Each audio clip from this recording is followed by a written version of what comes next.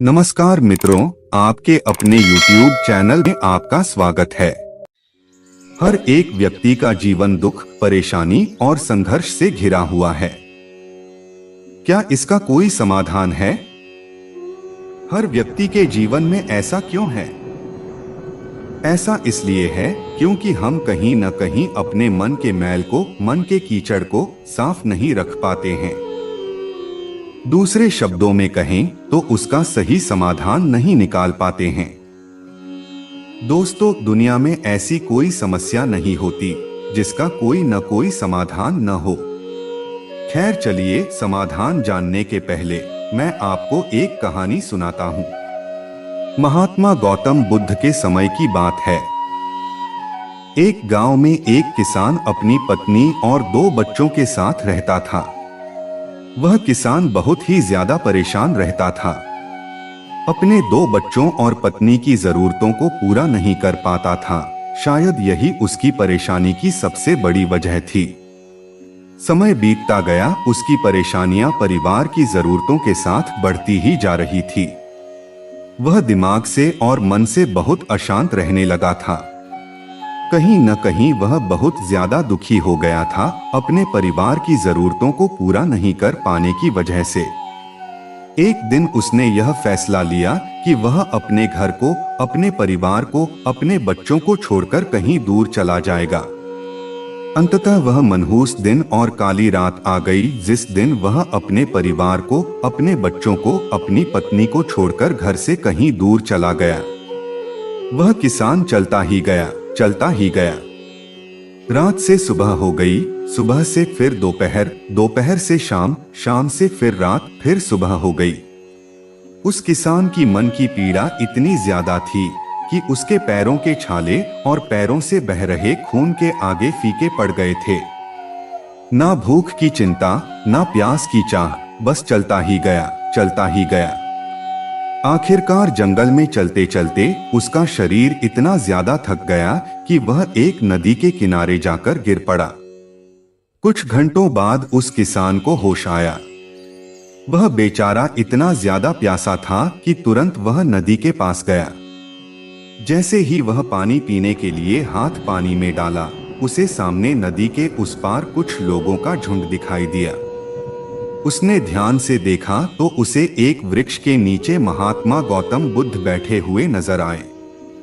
वह तुरंत दौड़ के उनके पास गया और उनके पैर पर गिरकर बोला, हे महात्मा, हे भगवान गौतम बुद्ध, मुझे अपनी शरण में ले लीजिए, मुझे अपना शिष्य बना लीजिए। महात्मा गौतम बुद्ध के शरण में आया हुआ कोई भी व्यक्ति खाली हाथ वापस नहीं जाता। यह किसान तो केवल उनका शिष्य बनना चाहता था। महात्मा गौतम बुद्ध ने उसकी मनोदशा को देखते हुए उसे अपना शिष्य बना लिए। महात्मा गौतम बुद्ध और उनके शिष्य वहां पर केवल विश्राम कर रहे थे। उनका विश्राम भी पूरा हो चुका था। वह किसान भी अब महात्मा गौतम बुद्ध का शिष्य बन चुका था। अब समय हो चला था आगे की यात्रा को पूरा करने का। गौतम बुद्ध और उनके शिष्य आगे बढ़ते चले गए। कुछ दूर निकल जाने के बाद गौतम बुद्ध जी को बहुत जोर की प्यास लगी। उन्होंने अपने इस नए शिष्य अर्थात किसान से बोला, प्रिय शिष्य, जाओ, पास में एक सरोवर है, वहां से मेरे लिए पानी लेकर आओ। किसान बोला, जो आज्ञा भगवान। किसान सरोवर की तरफ चल दिया। सरोवर के पास जैसे ही किसान पहुंचा, उसने देखा कि उस सरोवर में बहुत सारे जानवर उछल कूद कर रहे हैं। वे सारे जीव जंतु किसान को देखते ही तुरंत वहां से भाग गए। किसान बहुत ही खुश हुआ और उस सरोवर की तरफ चल दिया पानी लेने के लिए। परंतु जैसे ही किसान सरोवर के पानी के तरफ हाथ बढ़ाया, उसने देखा कि पानी बहुत ही ज्यादा गंदा था। किसान निराश होकर वापस गौतम बुद्ध जी के पास आ गया। गौतम बुद्ध ने उससे पूछा, पानी कहाँ है? किसान ने दुखी भरे शब्दों के साथ कहा, हे भगवान, मैं जैसे ही उस सरोवर के पास पहुंचा तो मैंने देखा कि उस सरोवर में काफी सारे जीव जंतु उछल कूद कर रहे थे और उनके उछल कूद करने की वजह से उस सरोवर के जमीन के तल में बैठी हुई सारी गंदगी, सड़े हुए पत्ते उस पानी में घुल मिलकर एक कीचड़ का रूप ले लिए थे।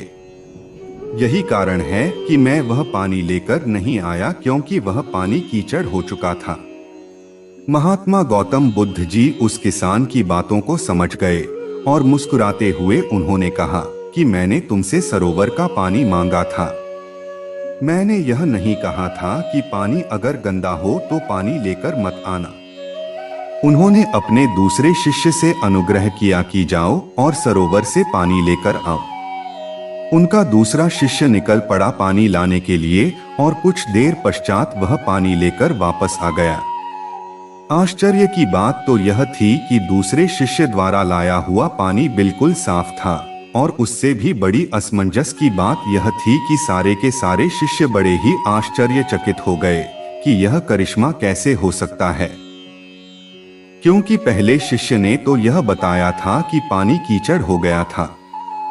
महात्मा गौतम बुद्ध ने सारे शिष्यों को यह बताया कि जब सारे जीव जंतु उस पानी में उछल कूद कर रहे थे, तब उस दौरान उस सरोवर के पानी के तल में बैठी हुई सारी गंदगी, सड़े गले हुए पत्ते सब घुल मिलकर कीचड़ रूपी पानी का रूप ले लिए थे।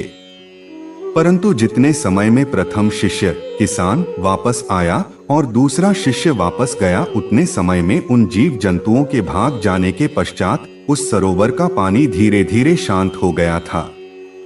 और जैसे जैसे सरोवर का पानी शांत होता गया, उस सरोवर के कीचड़ रूपी पानी में खुली हुई सारी सड़ी गली पत्तियां और मिट्टी धीरे धीरे शांत होकर उस सरोवर के तल में जाकर बैठ गए, जिससे उस सरोवर का पानी शांत होकर साफ हो गया तथा सारे गले हुए सड़े हुए पत्तियां भी शांत होकर आराम से उस सरोवर के तल में जाकर बैठ गए थे।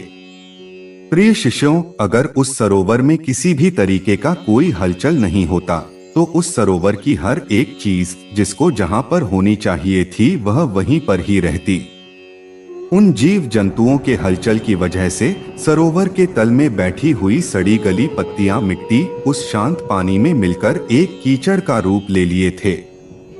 ठीक इसी प्रकार से हर एक व्यक्ति के जीवन में तरह तरह की समस्याएं, परेशानियां और कठिनाइयां आती हैं, जिसके वजह से हमारे मन में हलचल सी मच जाती है। हमारा दिमाग और मन अशांत हो जाता है। तत्पश्चात हम कोई गलत निर्णय ले लेते हैं। परंतु अगर हम थोड़ा समय देकर उन कठिनाइयों, परेशानियों और समस्याओं के बारे में समझने की कोशिश करें तो मन की हलचल उस सरोवर की पानी की तरह शांत हो जाएगी, जिससे हम अपने जीवन में सही निर्णय का चुनाव करते हुए उसका समाधान निकाल लेंगे। किसान को महात्मा गौतम बुद्ध की सारी बातें बिल्कुल साफ साफ समझ में आ गई। उसे यह भी समझ में आ गया कि उसके परिवार में आई हुई सारी परेशानियां, दिक्कतें और जिम्मेदारियां भी इसी सरोवर के सड़ी गली हुई पत्तियों और मिट्टी रूपी कीचड़ की तरह ही हैं। बस जरूरत है थोड़ा समय निकालकर मन को शांत करते हुए उन परेशानियों, दिक्कतों के बारे में समझने और उसका समाधान निकालने की। दोस्तों, समय के साथ साथ हर एक इंसान की जरूरतें बढ़ती ही जाती हैं। हो सकता है किसी की जरूरत कम हो सकता है किसी की जरूरत ज्यादा हो, लेकिन हमें उन जरूरतों को पूरा करने के लिए मेहनत तो करना ही पड़ता है। हाँ, यह जरूर है कि मेहनत करते वक्त हमें बहुत सारे कठिनाइयों और समस्याओं का सामना करना पड़ता है। इसी वजह से बहुत बार हमारा मन अशांत हो जाता है, निराश हो जाता है, दिल दिमाग में एक अजीब सी हलचल होने लगती है, जिसकी वजह से हम गलत फैसला ले लेते हैं। परंतु दोस्तों, हमें घबराने की जरूरत नहीं है, हमें अपने दिमाग को शांत करने की जरूरत है। थोड़ा समय देकर इसके बारे में सोचने की जरूरत है। इसका समाधान कुछ न कुछ जरूर निकल आएगा।